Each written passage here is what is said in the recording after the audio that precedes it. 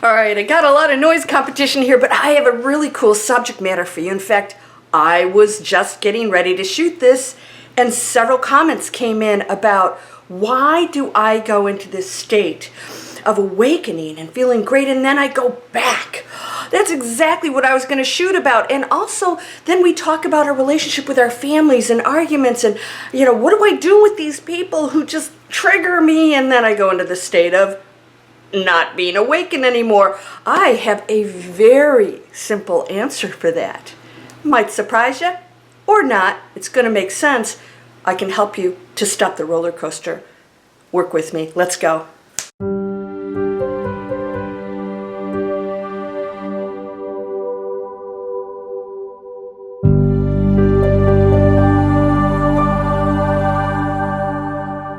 Welcome to Landria Onkka on YouTube, here to help you break through those fears and live an amazing, amazing life. Okay, I got all kinds of stuff going on here. I'm going to be talking through drilling and all kinds of things because this is a very important subject matter. Have you ever been in an awakened state? First of all, what does that mean? Awaken doesn't mean you go into la-la land and disconnect from the world. That is, my opinion, a high state of enlightenment. I have been there before. It doesn't always work in our favor because we actually have difficulties, and you may have experienced this, in relating to the world at all or even functioning in it. So you're not really that much use other than raising your frequency. When you come down a little bit, you can get into the mix of things. It's not a lot of fun, but you're able to function and tolerate things a little bit more. Now, what happens when I say awakening versus enlightenment? Awakening is you're aware. You're on my channel, so you're awake, and that means maybe you're not living this, holier than, wonderful life. Maybe you're just saying, okay, I know I'm more, and I want to be better, and I'm going to work on that, and I know that I control my reality, and maybe you don't believe 100% all of these things. That's okay. You're in stages of awakening. There's no, you're here, and then you're awakened. Now, what happens when you go into the euphoric state? Eckhart Tolle, I went into that. It's just amazing. And then you come down from that.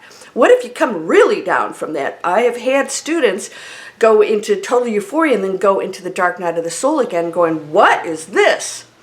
Well, there are a couple things. That happen that are going to take you into that space. Now, the first one is people go into that state and they think that once you get there and you get off the elevator, there's no one going back down. But that's not true. You have to keep up your frequency and your practices to stay there. Why is that? You're going to love this one. Everything is choice and free will. So if you were to just go there and stay there and you continue on with your life, you would not have the choice of maybe going back down and experiencing contrast again. So at every moment you have free will. Does this make sense? So you go into enlightenment. In order to make the choice to stay there, you have to practice to stay there. Maybe your higher self says, I still need to work on things. In order to work on things, you have to get triggered. So maybe you get a trigger from somebody that really, rubs your feathers the wrong way, and you go into the lower state and you go, oh, I still have to work on that. And it's like, oh my gosh, how did I come out of this? This is horrible. No, it's like, wait a second. You came out of it because you still have to master certain things. Isn't that easy? Yeah? So then you have the free will choice of working through it and saying, okay, I still have to work on forgiveness or, compassion for the least of us, as Christ said. What you do to the least of us, you do to me. So remember that. These things, we must work on it. So you can actually go into awakened state and still have some of those ideas and thoughts and beliefs. Yeah, I know. Okay, so it's hard to define that completely because you think awakened state, total love for everyone, and that is true. You do go into that because you're just absolutely detached from the world, but there still can be things left, and that's why you might go back down. Okay, next thing. So we go into this state of loving everybody, and then, your family triggers you. And I heard the comments. It's always them, to some I see it tilted toward, well, they trigger me. And then when I tell them my opinion, they accuse me of this, and they stop talking to me. Like, okay, disengage. So you're trying to talk to, let's say you're trying to talk to a cow. I think the cow would probably understand better than some humans. You're talking to a cow. and it goes, moo, and you're like, no, I didn't understand what you're saying. And it's thinking, I don't understand what you're saying. Why would you have that conversation with somebody you know where that's going to lead? And so you have to ask yourself, because this isn't always the case, but you have to ask yourself, what part of your ego wants them to be different or tells them that they're wrong because you're in an awakened state and you explain this stuff? Now, you may not mean it when you say it, but that's how it's coming across. So you're talking from ego. Whenever you are arguing sides or even discussing sides, ego's involved. When you go into enlightenment, there are no discussions anymore. It's not even required. You listen, and that's it.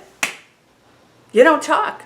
Unless somebody wants you to teach something or they come to you for something, there's no reason to engage in discussions. It just has no purpose. So you're still in that state of awakening where you want to share these positive, beautiful things with people, and they're taking it the wrong way, but they asked you about it. So then you have to be the person of peace that says, that's okay, they don't have to agree with me, but you're still getting upset that they don't, or that they're upset with you. You're getting upset about that, which is a ego-based emotion, right? When you go into enlightenment, you have nothing but compassion for someone. They can get upset with you all they want, and it doesn't really have that effect on you. So you still have to work on that and ask yourself, why did you engage in the conversation in the first place? Second of all, if they did lure you in and pretended that they really wanted to know about this and you shared something, well, what happens, especially when you talk about awakening and spiritual things, everyone who's not in that space, and they're in a lower frequency, in other words, they're very attached to the material world, and I don't mean that in a demeaning way by any stretch of the imagination. When they're in a lower frequency, what happens is they know, and if they're asking, they know that perhaps they're functioning on that level, and so anything you say is going to hit them the wrong way because they're wrong. They're the unspiritual ones, and they're the ones that should change. No matter what you say, that's how it's going to come across to them because they're in a low frequency state, and that's how they're going to hear it. They don't want to be wrong. They're in an ego state that has to be right. Even if they're inquiring, they're still going to defend themselves. So don't go into that trap. Seriously, I actually don't have those discussions with my friends at all. I just met a new friend, amazing woman, and she just said, we have to go out and have a cocktail, and we really connected, and we were talking about stuff that she said, oh, thank goodness. I can't talk to anybody about this stuff. And I said, neither should you. Because, they think you're cray-cray, which is really amazing, right? But that's how it is. There's still a whole sector that doesn't want to believe we're that powerful because it scares the bejeebers out of them. All right, so this, my friend, is the dilemma. That is, how come I'm going up here and then back down? Because you have to practice every day. It's free will, which means you have to choose it every day, which means that you can choose to go out of it, and that's okay, neither right nor wrong. So you don't just go on the elevator to the penthouse and stay there. You have to work at staying there, all right? You have to earn it. And so that means, again, if you go into another state, it is the test to say, not just test like somebody's testing you, it's like your own higher self knows that there are things you came here to work on, and therefore you line it up. You, as a human, consciously, unconsciously don't know this, right?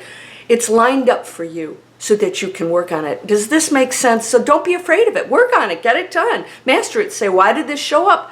I participated. I create everything in my reality. I'm participating in it. So if it showed up, there's some part of me that's entangled with that on some level.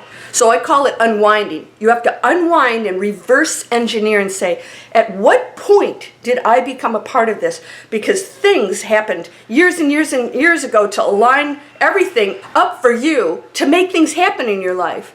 There was a sequence of things that happened in this condo so that when I was here at that exact moment, they had this available at that exact moment, and things fell through for them at that exact moment. It all aligned, and if I reversed engineered it before I was even born, that stuff was coming together.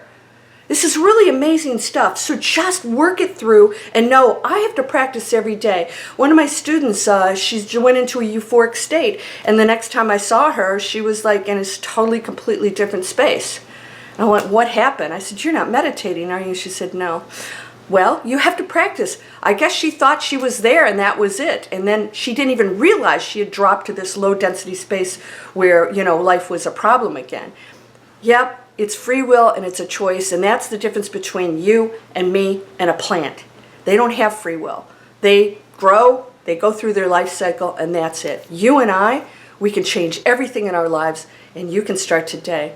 Now, you guys know I have free videos, and I have a webinar with some people I'm collaborating with on how to own a off-grid, you know, homestead, whatever you want to make out of it, property. How do you cash flow it? How do you purchase it without any money if you don't have money? That's a dream of a lot of you, and I collaborated finally with a group that is unbelievably amazing. And so there's a free webinar for you to check that out. I also have a free meditation. It's from my Miracle Circle, so you can do it every day in practice. And I have a 1-hour free master class called 4 Proven Steps to Break Through Fear and Manifest Anything. And then at some point, if you want to work with me, you get to sign up for a discovery call, and we'll decide if you are ready to go to the next level. And that's a choice of yours to make. So please subscribe. Please subscribe. And I've got more free stuff. You guys know this is free videos to start online businesses. We're changing our lives. We're changing how we earn. We're changing our lifestyle. We're changing our health. We're changing everything. And I'm giving you every tool I can, tools to manifest anything, to change your life. I'm giving you options. Take them or leave them. It's up to you, but you can't sit and complain on the couch when you have options now. You ready? You are whole and perfect, strong and beautiful, loving, harmonious, and happy. Blessings to you. Here comes the saw. Namaste.